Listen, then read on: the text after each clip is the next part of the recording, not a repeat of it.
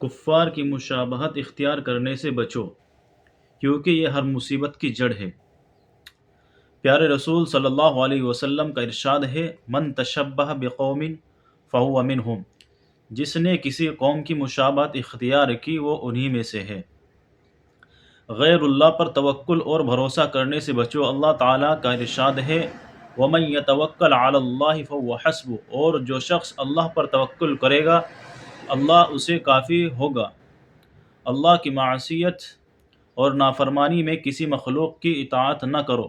رسول اللہ صلی اللہ علیہ وسلم نے ارشاد فرمایا، لا طاعت لمخلوق فی معصیت الخالق، اللہ کی معصیت میں کسی مخلوق کی اطاعت روا نہیں ہے۔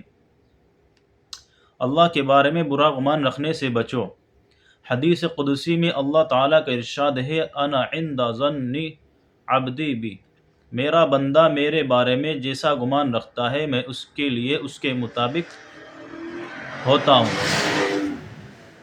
بلا و مصیبت نازل ہونے سے پہلے اسے روکنے کے لیے یا نازل ہو جانے کے بعد اسے دور کرنے کے لیے چھلا یا دھاگا وغیرہ پہننے سے بچو۔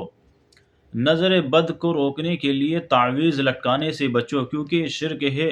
رسول اللہ صلی اللہ علیہ وسلم کا ارشاد ہے، من تعلق شیئا وکل الیہ، جس نے کوئی چیز تعویذ وغیرہ لٹکائی وہ اسی کے حوالے کر دیا گیا۔ پتھروں، درختوں، عمارتوں اور آثار و نشانات وغیرہ سے تبرک حاصل کرنے سے بچو، کیونکہ یہ شرک ہے۔ کسی بھی چیز سے بدفعلی و بدشگونی لینے سے بچو، یہ بھی شرک ہے۔ نبی کریم صلی اللہ علیہ وسلم نے فرمایا، الطیرۃ شرک، الطیرۃ شرک ثلاثا، بدفعلی شرک ہے، بدفعلی شرک ہے۔ یہ آپ صلی اللہ علیہ وسلم نے 3 مرتبہ فرمایا۔